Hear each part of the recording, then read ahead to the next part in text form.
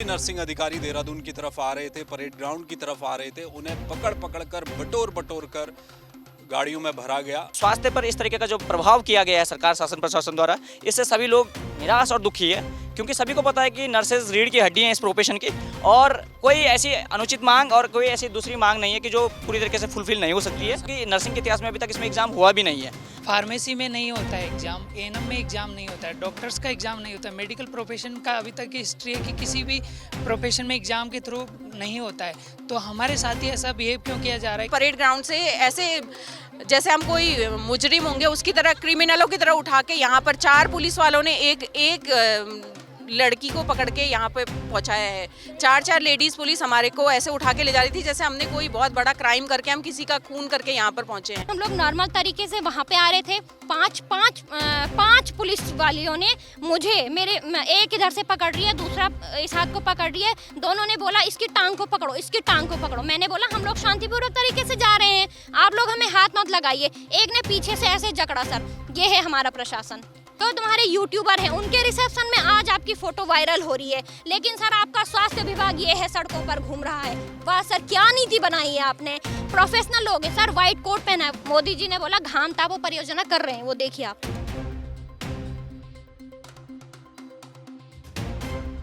देहरादून में आज से जो नर्सिंग अधिकारी हैं पूरे राज्य के, उनका एक आंदोलन शुरू होना था परेड ग्राउंड में, ठीक उसी जगह जहां पर उपनल कर्मी और उससे पहले बेरोजगार युवा बैठे थे, उसी स्थान पर ये भी बैठने की आज से कोशिश कर रहे थे। लेकिन पूरे परेड ग्राउंड के चारों ओर पुलिस ने छावनी में तब्दील कर दिया पूरा इलाका। और आज सुबह से जिस भी जिले से, जहां से भी जो भी नर्सिंग अधिकारी देहरादून की तरफ आ रहे थे, परेड ग्राउंड की तरफ आ रहे थे, उन्हें पकड़ पकड़ कर बटोर बटोर कर गाड़ियों में भरा गया और वहां बैठने नहीं दिया गया। पूरे इलाके को पुलिस ने कॉर्डन ऑफ कर लिया।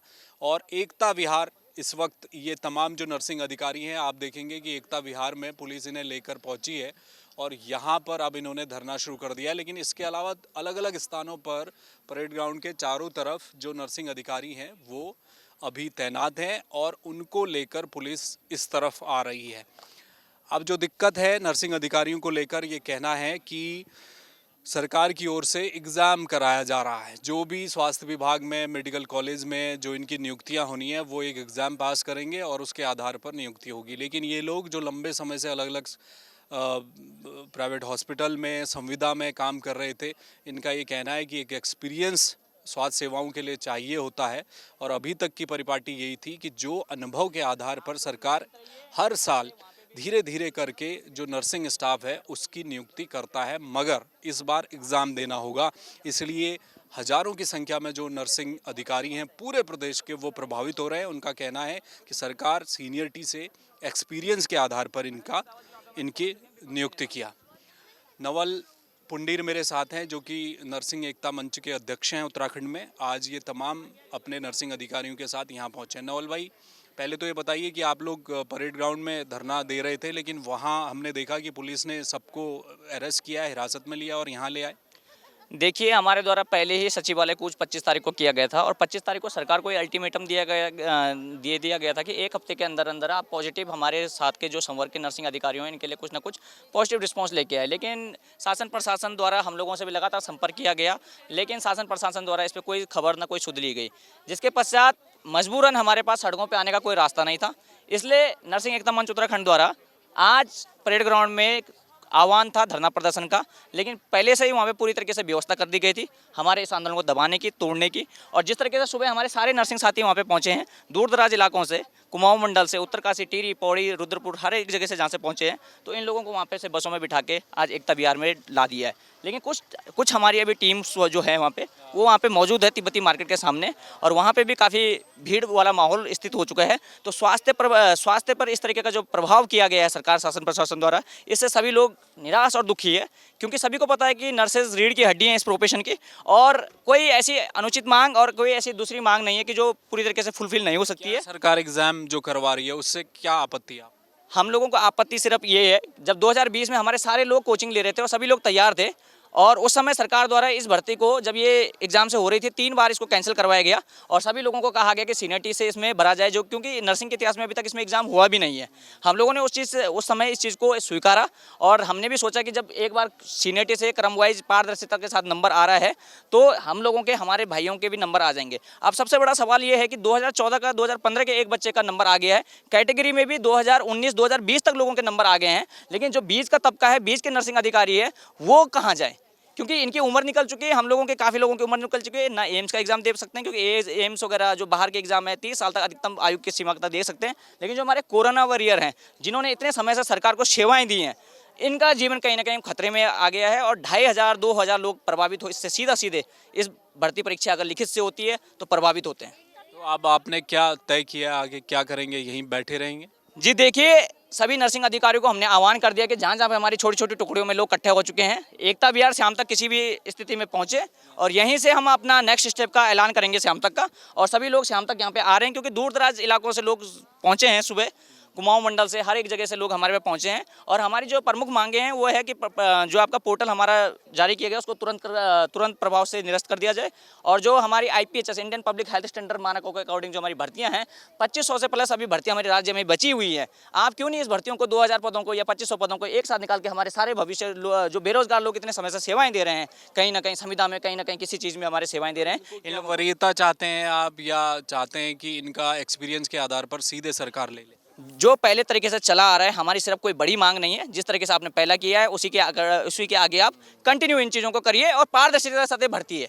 इसमें ऐसा कोई नहीं है कि हमारा नंबर आएगा, नहीं आएगा तो कल के दिन आएगा, सीधी सी बात पारदर्शिता के नंबर है, जिसके मेरिट है, आप लोग मेरिट के आधार पर इसमें ले रहे हो, तो इसमें कोई ऐसा नहीं है कि कोई भी मतलब कि गरीब का बच्चे को नौकरी नहीं मिल पाएगी। अच्छा, आपका क्या नाम? पपेंद्र बिष्ट है सर। आप कहाँ पर है, कहाँ काम करते हैं? सर मैं अभी तो प्राइवेट क्लिनिक पे काम करता हूँ। तो क्या चाह रहे हैं आप लोग कि एग्ज़ाम न हो, बल्कि जो पहले से किया जा रहा है जिस तरह से बता रहे हैं वैसे चाहते हैं? सर हम ये चाहते हैं कि 2 मानक नहीं होने चाहिए, एक ही मानक होना चाहिए। जब इससे पहले जो मानक था वो सीनियरिटी बेस पे किया था, तो हम लोग तो ये चाहते हैं कि उसी मानक को कंटिन्यू किया जाए। ऐसा हमारे साथ इस तरह का सौतेला व्यवहार नहीं किया जाए कि फार्मेसी में नहीं होता है एग्ज़ाम, ANM में एग्ज़ाम नहीं होता है, डॉक्टर्स का एग्ज़ाम नहीं होता है, मेडिकल प्रोफेशन का अभी तक की हिस्ट्री है कि किसी भी प्रोफेशन में एग्ज़ाम के थ्रू नहीं होता है। तो हमारे साथ ही ऐसा बिहेव क्यों किया जा रहा है कि हमारा एग्ज़ाम क्यों करवाया जा रहा है? ये हमारी सबसे बड़ी मांग माननीय मंत्री जी से है। चलिए, आपका क्या नाम है मैडम? मेरा नाम प्रीति। आप कहाँ से आई? मैं देहरादून से। देहरादून से। क्या चाह रहे हैं अब आप? हम चाहते हैं कि हमारा जो ये हो सीनियरिटी वाइज होना चाहिए, एग्ज़ाम नहीं होना चाहिए, क्योंकि जब हम एग्ज़ाम की तैयारी कर रहे थे तो हमें ये बोल के चुप करा दिया गया था उस टाइम पे कि हमें तुम्हारा सीनियरिटी वाइज कराया जाएगा। कब की बात है? ये 2020 की बात है। अच्छा, उस समय आप लोग एग्ज़ाम देने के लिए तैयार थे? हाँ, एग्ज़ाम तैयार थे हम लोग एग्ज़ाम देने के लिए, लेकिन उस 3000 की वैकेंसी को इन्होंने निकाल के 5 साल लगा दिया और 5 साल में अब हमें बोला पहले प्रिपेयर करना चाहिए था कि हम एग्ज़ाम करेंगे, पहले किया ही नहीं। अब एकदम एग्ज़ाम निकालते, हम कैसे निकालेंगे उस एग्ज़ाम को? इसमें क्या एज फैक्टर भी आ रहा है? क्या एज की वजह से भी कुछ लोग हैं जिनका एज भी है, एज ग्रुप है जिसमें ओवर एज हैं लोग, उनका भी है। आपका क्या नाम है मैम?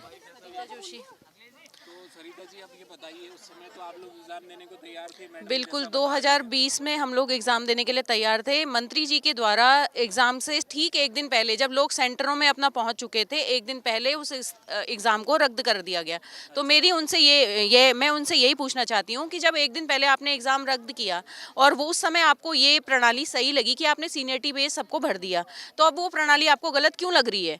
और सिर्फ कुछ ऐसे जो लोग थे जिनका आप हित करना चाह रहे थे, या फिर हमारे साथ आपके ऐसा क्या निजी स्वार्थ नहीं है जो आप हमें इस प्रणाली से वंचित कर रहे हैं? इसके बाद क्या सीनियरिटी के हिसाब से कुछ लोग गए भी थे जिनको रखा था, कुछ ऐसा हुआ था? से सर उस समय पे 3000 वैकेंसी उन्होंने की थी, जिसके तहत अभी लोग उनको भी 2 चरणों में उन्होंने वो भर्ती करे थे। एक पहले भर्ती निकाली, फिर दूसरी भर्ती निकाली, 2 भर्तियां निकाली अब गई। कि आप कह रही हैं कि 3000 को नौकरी दे दी, अब आप लोग बच गए सीनियरिटी की वजह से, क्योंकि अब आपका नंबर आता, इसमें अब कहा है कि एग्जाम होगा। बिल्कुल जी, इसमें मंत्री जी से हमने बहुत बार मुलाकात भी की और हमने उनको अपनी व्यथा भी बताई कि आपने जिस प्रणाली के तहत पूर्व में भर्तियां की हैं उसी के आधार पे जो लोग हमारे बैच के 2014 बैच से पास आउट हूँ मैं, 2014 के आधे बच्चों को आप सीनियरिटी से ले रहे हो और आधे बच्चों को आप कह रहे हो कि एग्ज़ाम दो, जिसमें हम आधे नियुक्त हो चुके हैं सीनियरिटी के हिसाब से। अब आधे जो 14 के बच्चे बचे हैं आप उन्हें कह रहे हो कि एग्ज़ाम दो, तो ये कहाँ तक सही है? आपसे मेरा ये जानना है। सिर्फ एक छोटा क्वेश्चन है, हमारी कोई नाजायज़ मांग नहीं है, हम सिर्फ जायज़ मांग के लिए लड़ रहे हैं। अगर आपको ये प्रणाली सही लगी थी तो आपने उस समय इस प्रणाली को अपनाया, तो अब आपको ये प्रणाली गलत क्यों लग रही है? आप क्यों इसको आप एग्ज़ाम बेस पे कराने पे इतना ज़्यादा आतुर हो रहे हैं?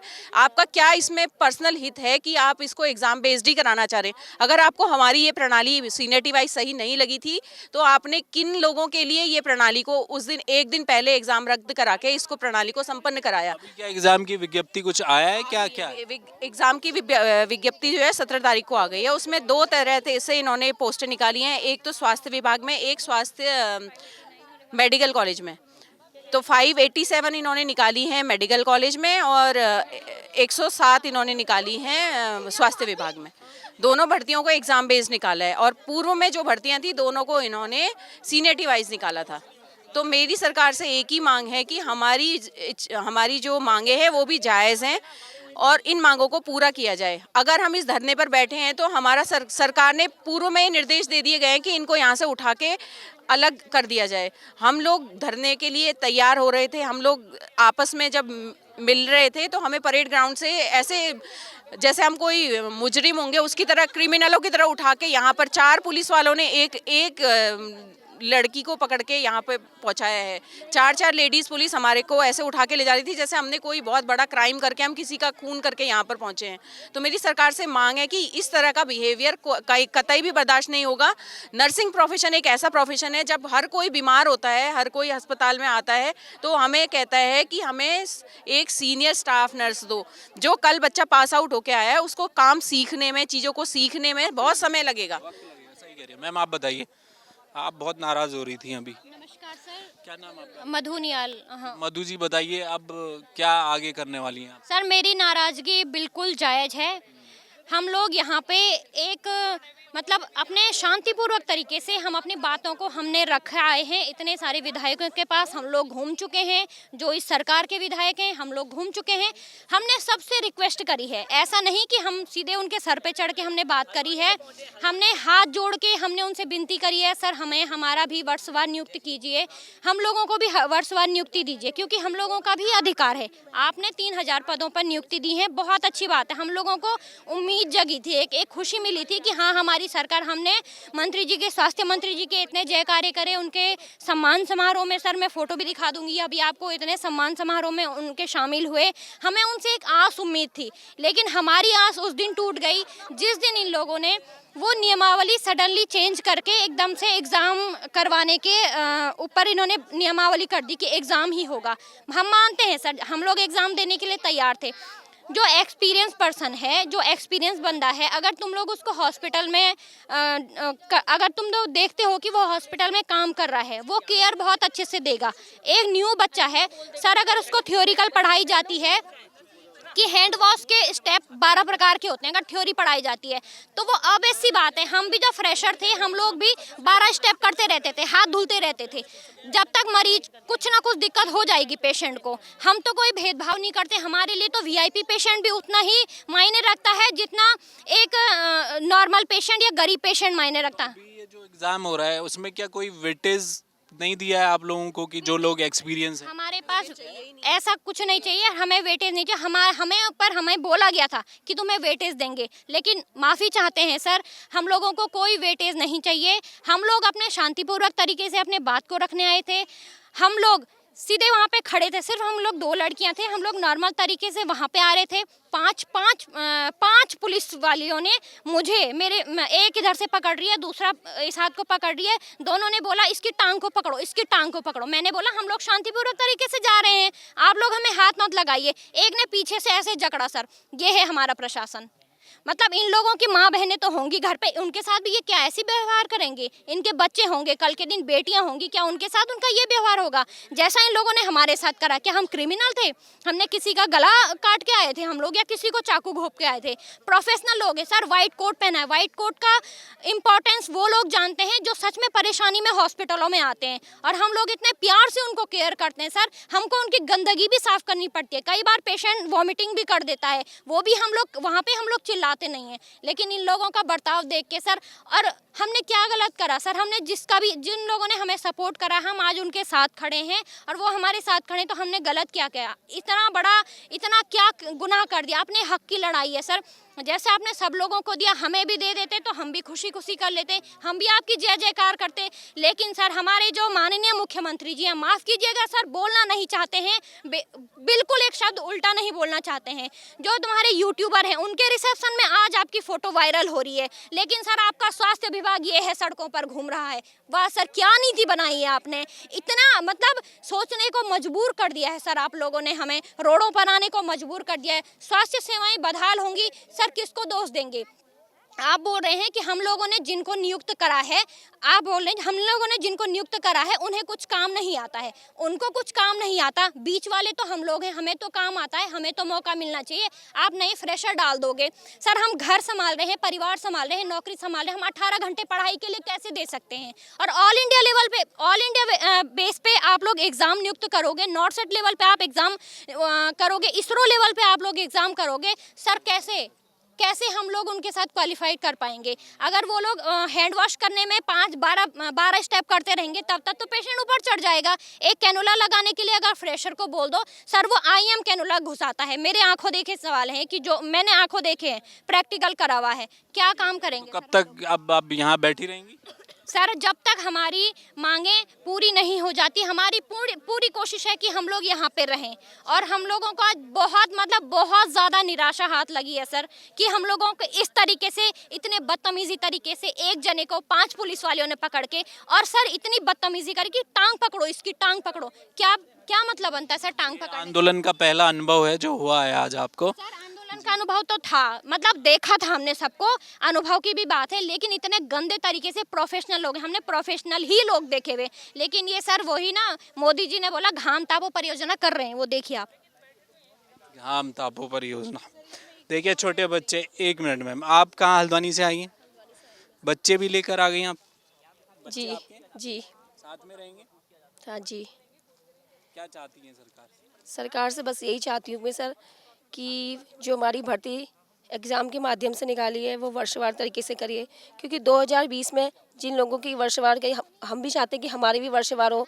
हमें भी 10-12 साल हो गए सर, और हमारी एज भी जा रही है सर।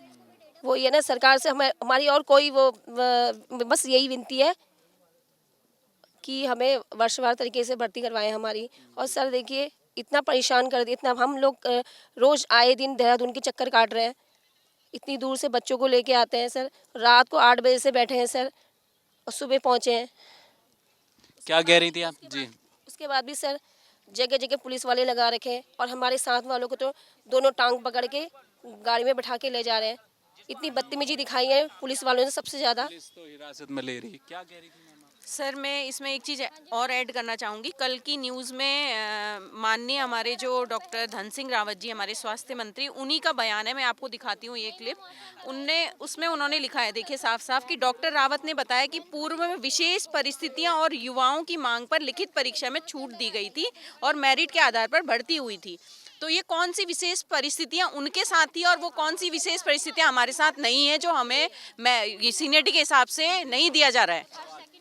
सवाल तो बनेगा। देखिए ये तो है, ये बात तो है कि आपने 2014 का, जैसा कि ये बता रही थी नर्सिंग अधिकारी, उनका ये कहना है कि 14 के बैच में जो लोग अपनी पढ़ाई पूरी करके आए नर्सिंग की, उसमें से आधे आपने सीनियरिटी के हिसाब से पिछली बार ले लिए, लेकिन उसी बैच के बचे हुए बाकी लोगों को अब एग्ज़ाम देना होगा। इसलिए आज देहरादून में बेहद गहमा-गहमी है। सुबह से परेड ग्राउंड के चारों तरफ हर जगह पुलिस मौजूद है और पकड़ पकड़ के धरना स्थल एकता विहार इन्हें लाया जा रहा है। लेकिन नर्सिंग अधिकारियों का ये कहना है कि अब वो बैठ चुके हैं परिवार के साथ, बच्चों के साथ, तब तक नहीं हटेंगे जब तक कि सरकार सीनियरिटी के हिसाब से नर्सिंग अधिकारियों को नियुक्ति नहीं देती। कैमरा मयूर उपाध्याय के साथ हेमंत, जय भारत टीवी। आप देख रहे हैं जय भारत टीवी।